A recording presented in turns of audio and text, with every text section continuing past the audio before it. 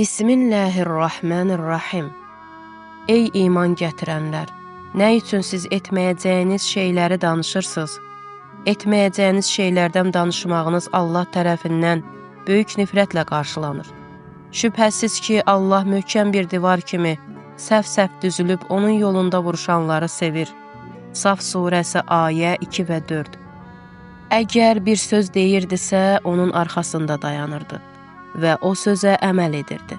Hətta ən çətin şəraitdə olsa belə. Deyirdi ki, iclas saat 7-də başlayacaq. O 7-yə bir neçə dəqiqə qalmış iclas yerində olurdu.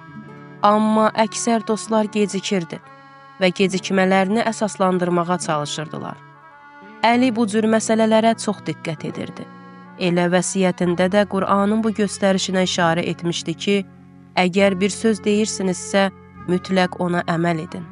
O anlayırdı ki, verilən sözə əməl etmək və əhdə vəfa İslamda nə qədər mühüm yerə malikdir. Şəhid Əli Heydəri uşaqlıqdan öz əməllərinə diqqət və nəzarət etməyə başlamışdı. Bacısı deyirdi, Əli yeniyetmə idi, evdə bir mübahisə baş verdi və söhbət qonşulardan birinə gəldi.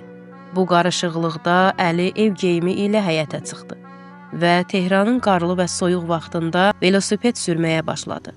Atam və anam həyətə gəlib dedilər, Əlican, içəri gəl, hava çox soyuqdur, xəstələnəcəksən.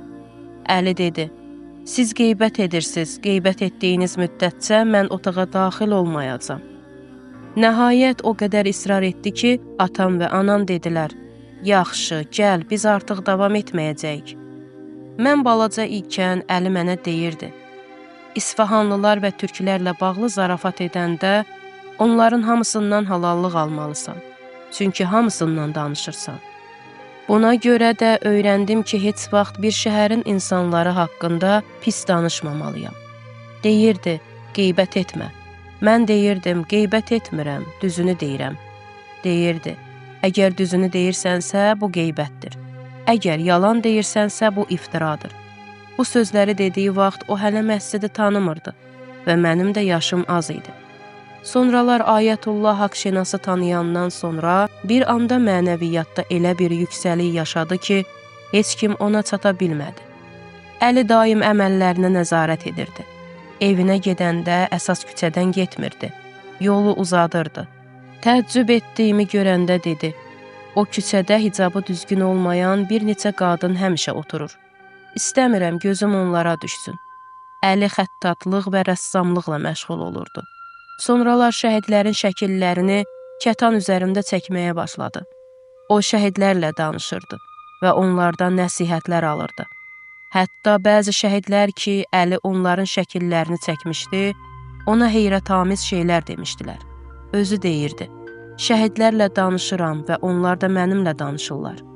Deyirdi, əgər şəhidləri görmək istəyirsinizsə, bu ayəyə inanmalısınız. وَلَا تَحْسَبَنَّ الَّذ۪ينَ قُتِلُوا ف۪ي سَب۪يلِ اللّٰهِ أَمْوَاتًا بَلْ أَحْيَاءٌ عِنْدَ رَبِّهِمْ يُرْزَقُونَ Allah yolunda öldürülənləri əsla ölü sanma. Onlar diridilər və Rəbbinin yanında ruziləndirilirlər. Amma Əlinin dostlarının danışdığı ən qəribə mövzu onun ətri ilə bağlı idi. Hər kəs onu xoş ətri ilə tanıyırdı. Hara getsəydi, oranı da ətirləndirirdi. Ondan hansı ətirdən istifadə etdiyini soruşduqda cavab verməz, başını yuxarı tutardı. Nəhayət Əli şəhid oldu və vəsiyyətnaməsində bu ətrin sirrini açdı. Allaha and olsun, heç vaxt özümə ətir vurmadım. Nə vaxt ətirlənmək istəsəydim, ürəkdən ya Hüseyn deyirdim və hər yer ətirlənirdi.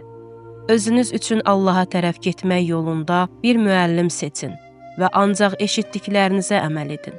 O qədər danışın ki, dediklərinizə əməl edə biləsiz. Həmişə dəstəmazlı olun, Qur'an oxuyun. Qəlbinizdəki pərdələri qaldırın ki, qeybi aləmlə əlaqə qurub, gizli sirləri bilə və görə biləsiz.